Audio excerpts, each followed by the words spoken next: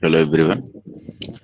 देखिए, आज का हमारा टॉपिक है, एक छोटा सा टॉपिक बचा हुआ था।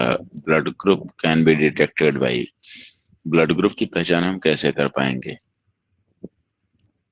तो ब्लड ग्रुप की पहचान करने के लिए हमारे पास होता है एंटी सिरा ए और एंटी सिरा बी, दो तरह का केमिकल होता है।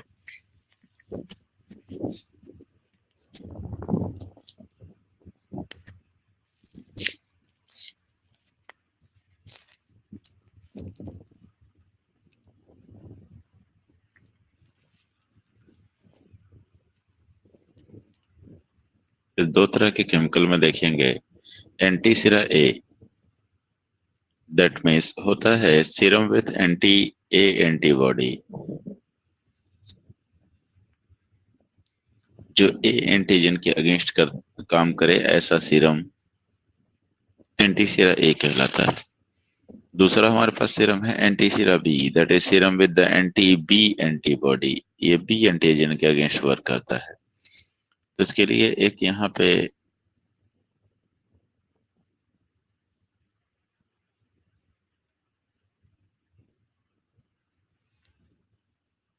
चार्ट बना हुआ है आपका, जिसमें ब्लड ग्रुप दिया गया है, एंटी सिरा ए और एंटी सिरा बी दिया गया है। जैसे जो ब्लड का सैंपल हम लेते हैं, उसमें हम एक बार एंटी सिरा ए डालते हैं और दोबारा एंटी सिरा बी डालते हैं।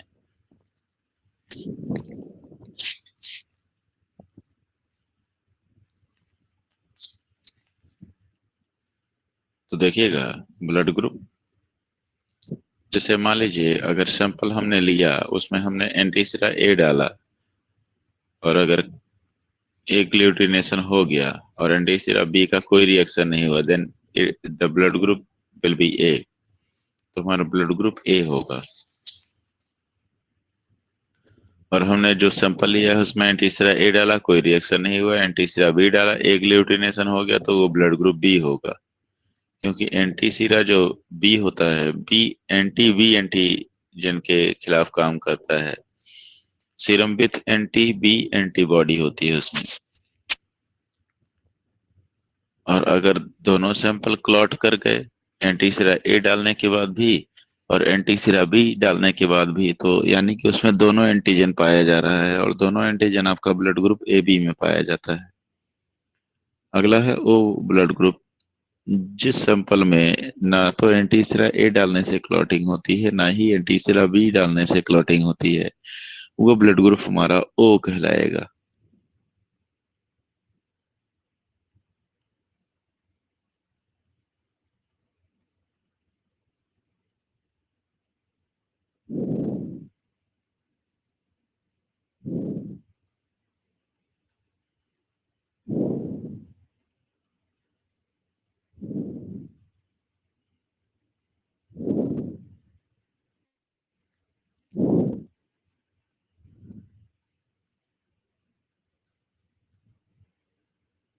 ये बेसिकली चार्ट यहाँ होना चाहिए था, जो कि आपका शिफ्ट हो गया है पीडीएफ में।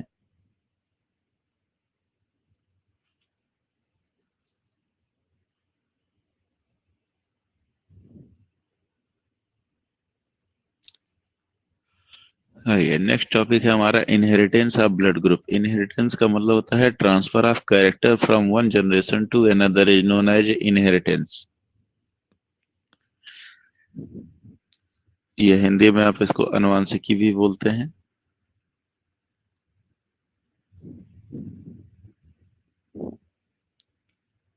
एक पीढ़ी से दूसरी पीढ़ी में जब कैरेक्टर्स का ट्रांसफर होता है, तो उसी प्रोसेस को हम इनहेरिटेंस बोलते हैं। यहाँ पे बेसिकली हमको बात करनी है इनहेरिटेंस ऑफ ब्लड ग्रुप।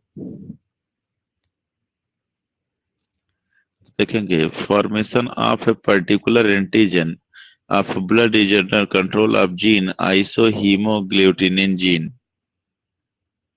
इसको शॉर्ट फॉर्म में हम आई जीन से भी रिप्रेजेंट करते हैं। Example of multiple allele because है थ्री एलील। जो आपका आइसोहीमोग्लूटिनिन जीन होता है, ये मल्टीपल एलिलिज्म का एग्जाम्पल होता है, क्योंकि इसके लिए जो है ब्लड ग्रुप के लिए तीन एलील रिस्पॉन्सिबल होते हैं।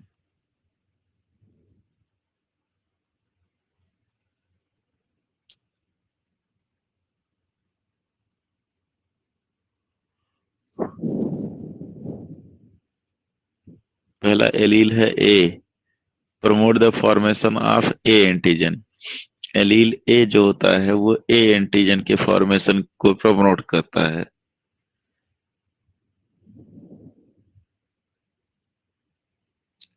Allele B promote the formation of antigen B, and allele O, that is no formation of any antigen, तो ये किसी भी एंटीजन का फॉर्मेशन नहीं करता है। Allele O recessive for allele A and B, allele A and allele B are example of codominance।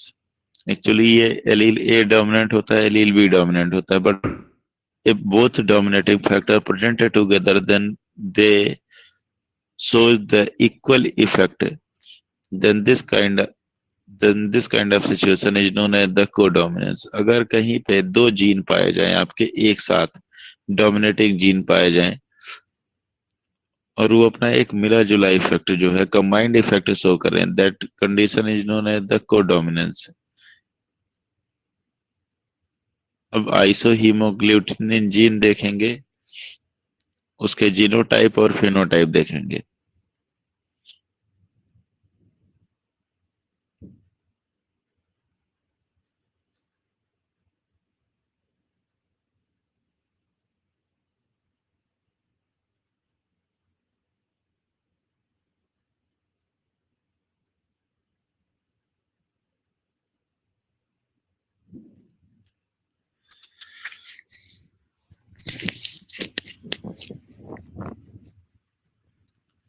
देखेंगे जो हमारा आइसोहीमोग्लूटिनिन जीन है, इसके लिए तीन एलील रिस्पॉन्सिबल हैं, allele A, allele B and allele O. तो सबसे पहले हम लेते हैं homozygous dominant for blood group A, that means IA। और हेट्रोजाइगस कंडीशन में भी लेते हैं, जैसे ए और बी आपका डोमिनेंट है तो ए एंटीजन बनाएगा ए ब्लड ग्रुप के लिए, बी एंटीजन बनाएगा बी ब्लड ग्रुप के लिए। जब दोनों ये एक साथ पाए जाते हैं तो ये बनाते हैं A B blood group. A B blood group is an example of codominance.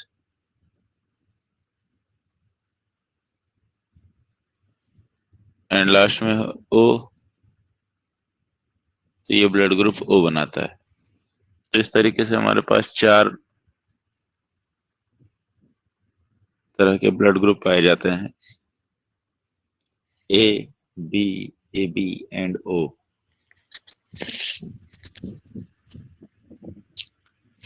इसके नंबर ऑफ पॉसिबल गैमेट कितने होंगे? एक्चुअली जीन है आपके पास तीन, ए बी एंड ओ। तो IA IO, that code for the blood group A, IB IO, ये दोनों homozygous dominant है और हेट्रोजाइगस है। हेट्रोजाइगस के केस में जैसे आपको ऊपर बताया गया कि O blood group is recessive for the A and B, तो ओ ब्लड ग्रुप जो है ए और बी के लिए रिसेसिव का काम करेगा। तो अगर एक डोमिनेंट के साथ रिसेसिव फैक्टर प्रेजेंट होगा तो एक्सप्रेशन जो होगा वो डोमिनेंट ही अपना शो करेगा। तो ये बी ब्लड ग्रुप होगा, ये होमोजाइगस रिसेसिव, तभी अपना एक्सप्रेशन शो करता है जब ये होमोजाइगस कंडीशन में अपीयर हो। एंड IA IB जो होगा that is the example of codominance.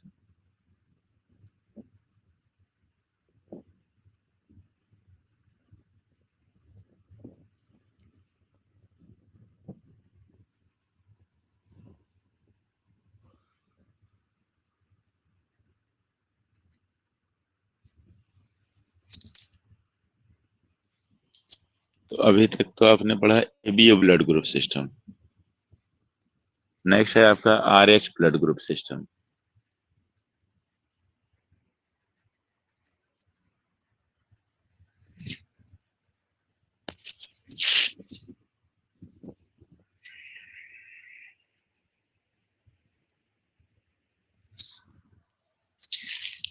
RH blood group में देखेंगे, discovered by Landsteiner and Wiener. RH blood group की डिस्कवरी लैंडस्टीनर एंड वीनर ने की थी, जबकि ABO ब्लड ग्रुप की डिस्कवरी लैंडस्टीनर और जेंस्की ने की थी। In 1937, it is discovered in the blood of a rhesus monkey and named according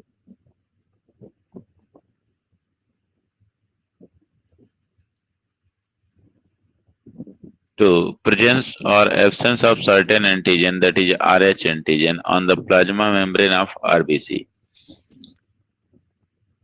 सबसे पहले RH ब्लड ग्रुप की खोज जो रीसस मकाका मंकी में की गई थी, तो RH जो नाम आया आपका वो रीसस से ही लिया गया है, RH।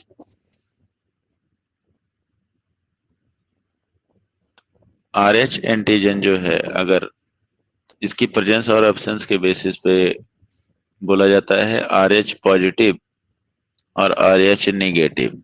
That means if RBC contains the RH antigen, then it is known as the RH positive, and if it does not contain the RH antigen, it is known as the RH negative blood group.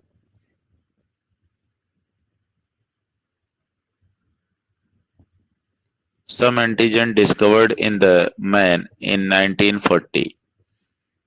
कुछ antigen की discovery, same antigen discovered in the man in 1940।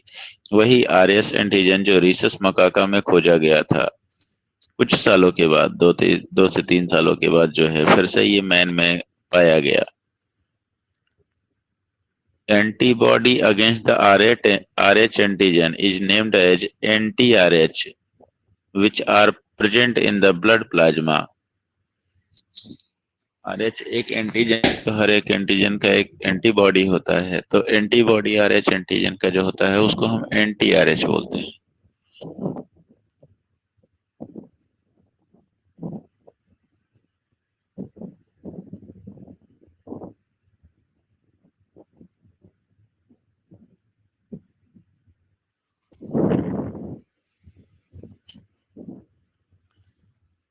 In the RH positive person, no anti-RH antibody are present and have no ability to form it.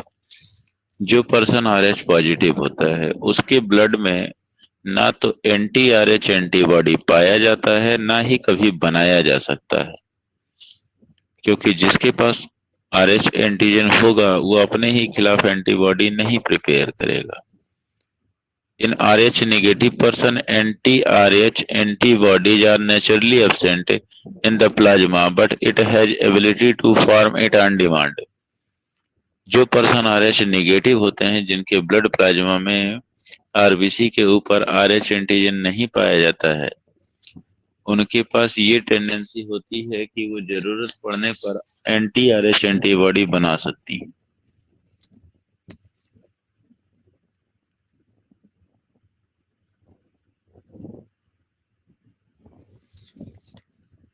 In the world, 80% are RH positive, but in the India, 97% are RH positive.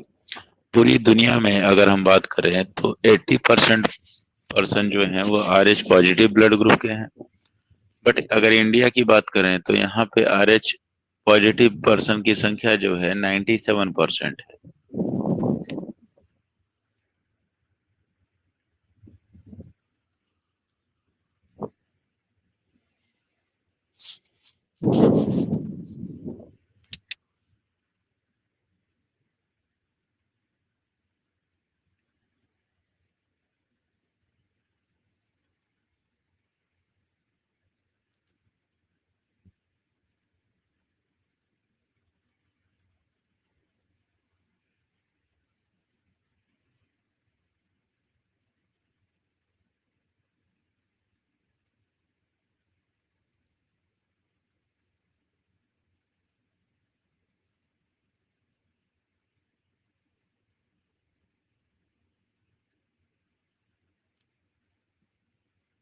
Next देखेंगे blood transfusion. यहाँ पे हम सीखेंगे कि कौन सा person जो है किसको ब्लड दे सकता है। जैसे एबीओ ब्लड ग्रुप सिस्टम में आपने पढ़ा था, ऐसे ही आरएच ब्लड ग्रुप सिस्टम में भी हम ब्लड ट्रांसफ्यूजन पढ़ेंगे।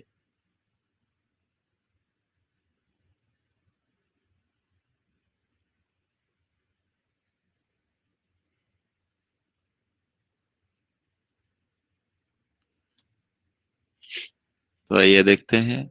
During the blood transfusion antigen of donor must be compatible और matching with the antibody of the acceptor.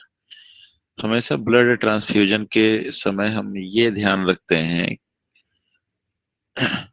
कि जो डोनर है उसका एंटीजन और जो रिसेप्टर है उसका एंटीबॉडी एक दूसरे के मैचिंग के हों।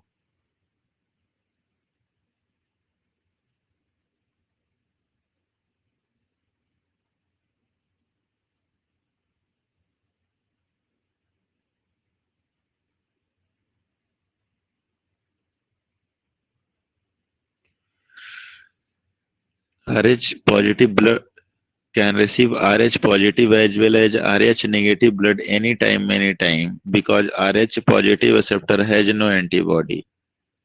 And if RH negative receptor receive RH negative blood, it always safe because of RH antigen in RH donor.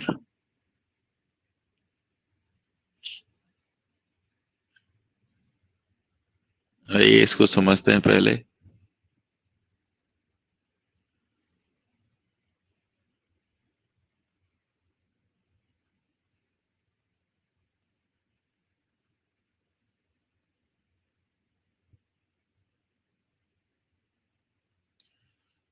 जैसे मान लीजिए ये कोई पर्सन है जो कि RH पॉजिटिव है।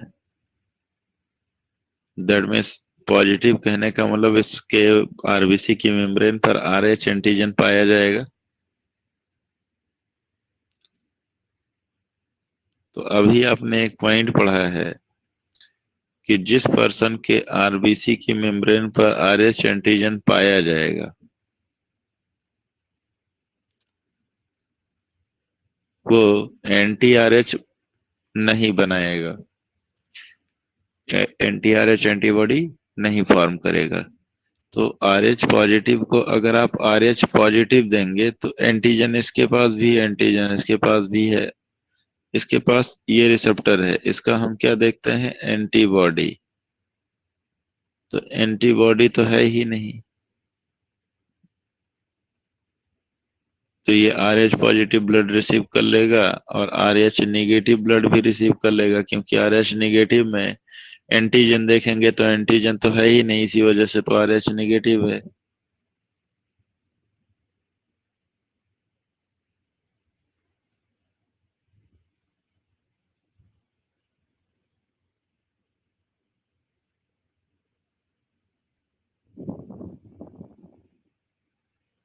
तो RH पॉजिटिव को आप RH पॉजिटिव और RH निगेटिव ब्लड दोनों दे सकते हैं, एनी टाइम एनी टाइम।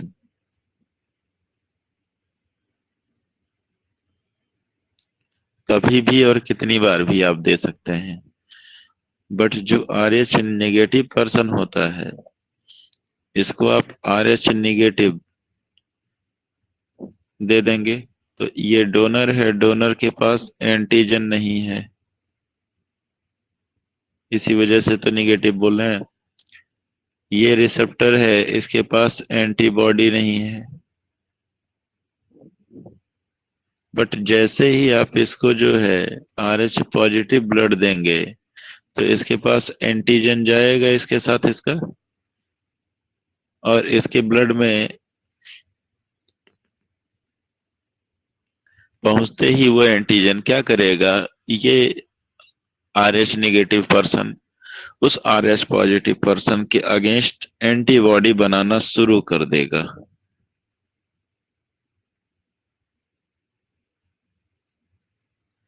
और जैसे ही फिर इन फ्यूचर कभी आपने उसको RH पॉजिटिव ब्लड दिया तो ये एंटीबॉडी जो कि एंटी RH है,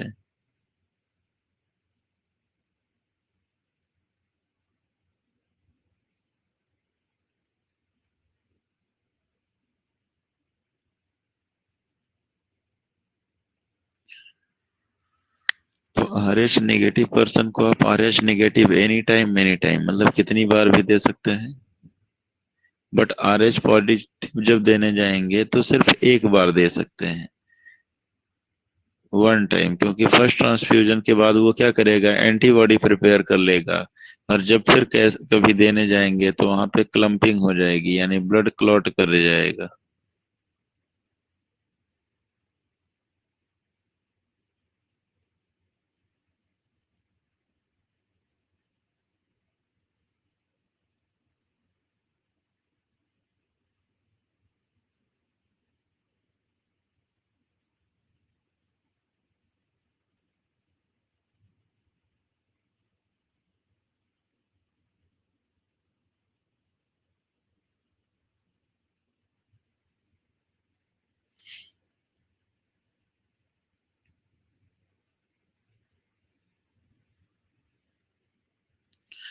पॉइंट देखिएगा, if R H negative person receives the R H positive blood, then first transfusion of blood is safe due to absence of anti R H antibodies in R H negative receptor. तो पहली बार जब किसी R H negative person को R H positive blood दे देते हैं तो फर्स्ट ट्रांसफ्यूजन सेफ होता है, क्योंकि उस दौरान कोई भी एंटी आर एच एंटीबॉडी नहीं पाया जाता है।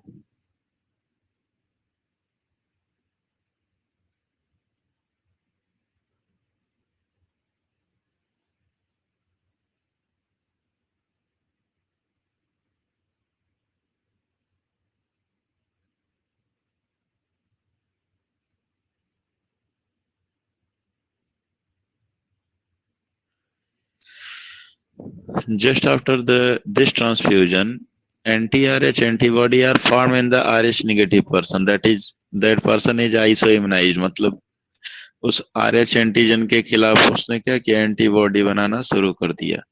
इसी को आइसोइम्यूनाइजेशन बोलते हैं। When RH positive blood is given to an isoimmunized RH negative person, clumping occurs, that is agglutination reaction। तो जैसे ही किसी ऐसे पर्सन को जो आर एच निगेटिव था उसको हमने ब्लड दे दिया था आर एच पॉजिटिव, तो उस दौरान तो एंटीबॉडी धीरे धीरे बन के डेवलप हो गए उसकी बॉडी में, लेकिन जब कभी दोबारा आप सेम ब्लड यानी आर एच पॉजिटिव देने जाएंगे तो तुरंत वहां पे क्लम्पिंग स्टार्ट हो जाएगी।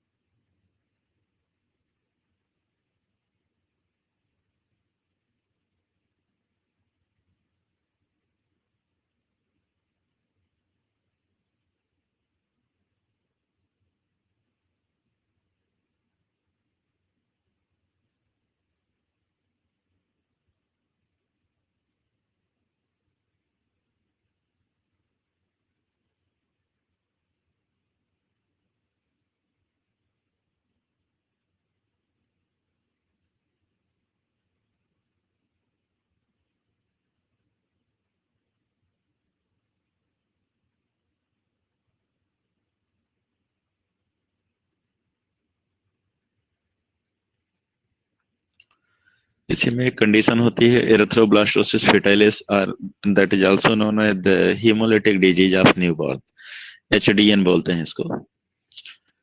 This complication appear in the children of medically wrong marriage of couple are of Rh positive male and Rh negative female। देखिए एरिथ्रोब्लास्टोसिस फेटाइलिस जो होता है या हीमोलिटिक डिजीज ऑफ न्यूबॉर्न एक कॉम्प्लिकेशन है, जिसमें क्या होता है, एक मेडिकली रॉन्ग मैरिज मानी जाती है किसके किसके बीच में, अगर मदर जो है आर एच नेगेटिव हो और फादर आर एच पॉजिटिव हो, तो इस इनका जो मेटिंग होता है वो मेडिकली रॉन्ग मारा माना जाता है।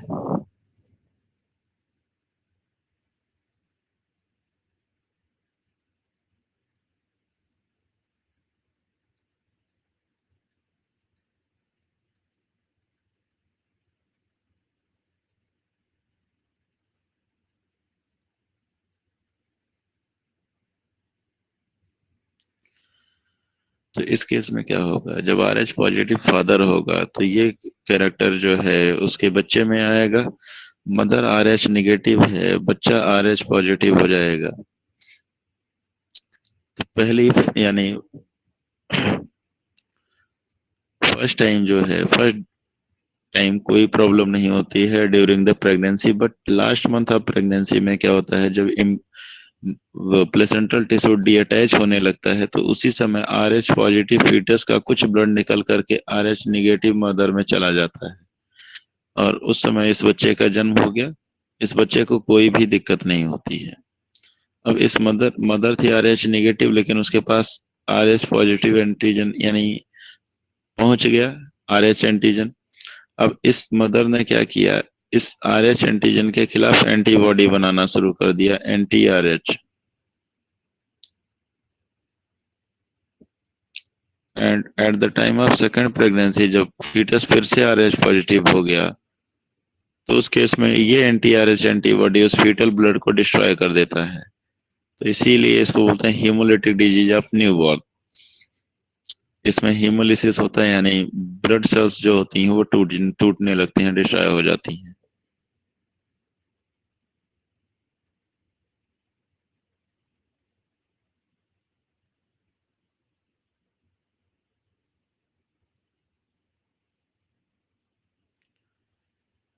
It appears when RH negative female become pregnant with the RH positive fetus। जो ये कॉम्प्लिकेशन तब होगा जब कोई मदर जो कि RH नेगेटिव थी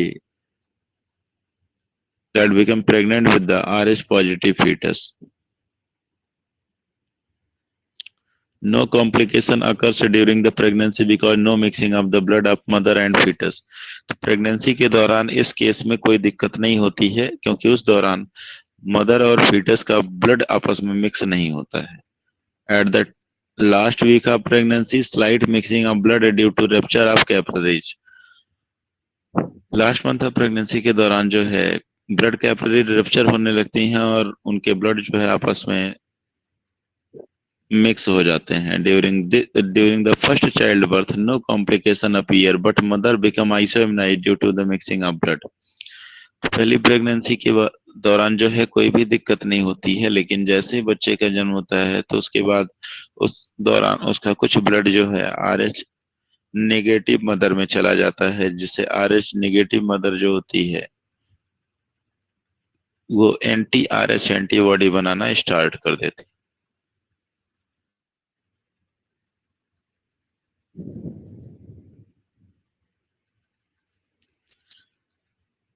if isoimmunised female again became pregnant with the Rh positive fetus, complication appear in the fetal blood due to the presence of antibodies in the isoimmunized mother। तो आइसोइम्यूनाइज्ड mother उसको बोलेंगे जो कि R H negative थी, उसके blood में are H positive blood पहुंचने की वजह से उसने आर एच पॉजिटिव एंटीजन के खिलाफ एंटीबॉडी प्रिपेयर कर ली।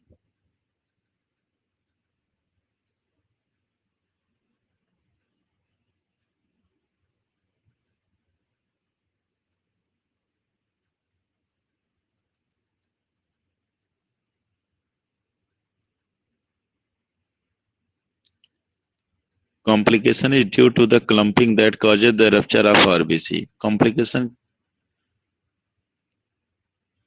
क्यों होता है, तो कॉम्प्लिकेशन अपीयर होता है क्लम्पिंग की वजह से। क्लम्पिंग दैट मीन्स जो ब्लड सेल्स हैं वो एक साथ इकट्ठा होने लगती हैं।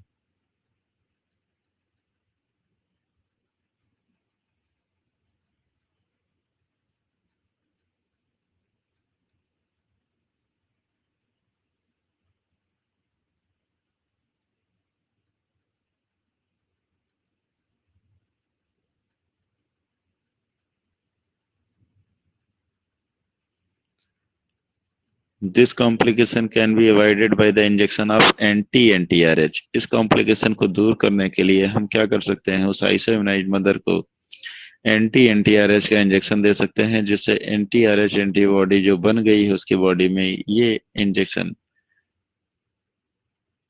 उसको डिस्ट्रॉय कर देगा।